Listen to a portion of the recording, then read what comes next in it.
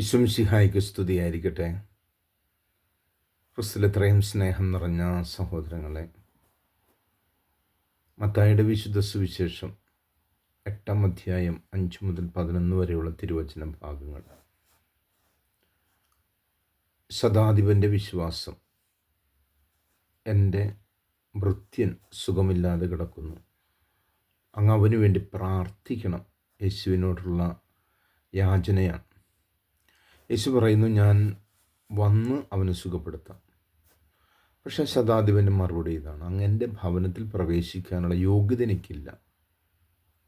അങ്ങ് ഒരു വാക്ക് കൽപ്പിച്ചാൽ മതി, എൻ്റെ ഭൃത്യൻ സുഖമാക്കപ്പെടും. പ്രിയമുള്ളവരെ, 3 കാര്യങ്ങൾ നമുക്കിവിടെ കാണുവാനായിട്ട് സാധിക്കും.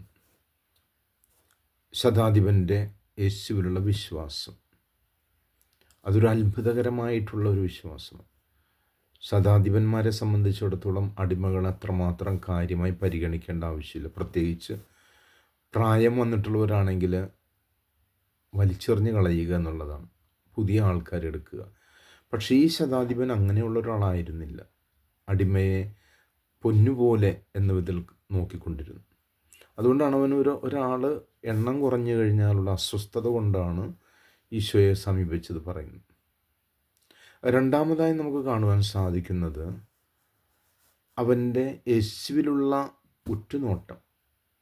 അതുകൊണ്ടാണ് പറയുന്നത്, യേശുവിൻ്റെ സമയം കളയാൻ അവൻ ആഗ്രഹിക്കുന്നില്ല. നീ ഒന്ന് പറഞ്ഞാൽ മതി, എൻ്റെ ഭൃത്യൻ സുഖമാക്കപ്പെടും. അല്ലെങ്കിൽ എൻ്റെ അയോഗ്യതകൾ ഞാൻ കാണുകയാണ്. നീ അത്രയും പുണ്യപ്പെട്ടൊരു മനുഷ്യന്, വിശുദ്ധനാണ്, നീ എൻ്റെ ഭവനത്തിൽ പ്രവേശിക്കാൻ യോഗ്യതയില്ല. മൂന്നാമതായി നമുക്ക് കാണുവാൻ സാധിക്കുന്നത് അവനിൽ തന്നെ, ശതാധിപൻ തന്നിൽ തന്നെ ഉറച്ചു നിൽക്കുകയാണ്. കാരണം തൻ്റെ ഈ എളിമ നിറഞ്ഞ ജീവിതം മറ്റുള്ളവർക്ക് സാക്ഷ്യമായി മാറുന്നതിലേക്ക്. അപ്പോൾ ഈശോ അതിനെ പ്രശംസിച്ചുകൊണ്ട് പറയുന്നു, ഇസ്രായേൽ ഇതുപോലുള്ളൊരു വിശ്വാസം ഞാൻ കണ്ടിട്ടില്ല. പ്രിയമുള്ളവരെ, നമ്മൾ ദൈവത്തോട് കൂടുതൽ ചേർന്ന് നിൽക്കുമ്പോൾ നമുക്ക് ഒത്തിരി കാര്യങ്ങൾ ചെയ്യാനായിട്ട് സാധിക്കും. നമ്മൾ അറിയാതെ തന്നെ പരിശുദ്ധാത്മാവ് നമ്മളിലൂടെ സംസാരിക്കും. ആകയാൽ ഈ ഒരു ആഗമനകാലത്തിലേക്ക് പ്രവേശിച്ചിരിക്കുമ്പോൾ പകയും വിദ്വേഷങ്ങളും വൈരാഗ്യങ്ങളും ശത്രുതയും പണ്ട് പറഞ്ഞ കാര്യങ്ങളും ഒക്കെ മാറ്റിവെച്ചുകൊണ്ട്, അല്ലെങ്കിൽ മറന്നു കളഞ്ഞുകൊണ്ട്, യേശുവിനായി ഒരു പുൽക്കൂട് നമ്മുടെ മനസ്സിലൊരുക്കാം. ദൈവം നിങ്ങളെ അനുഗ്രഹിക്കട്ടെ. ആമേൻ.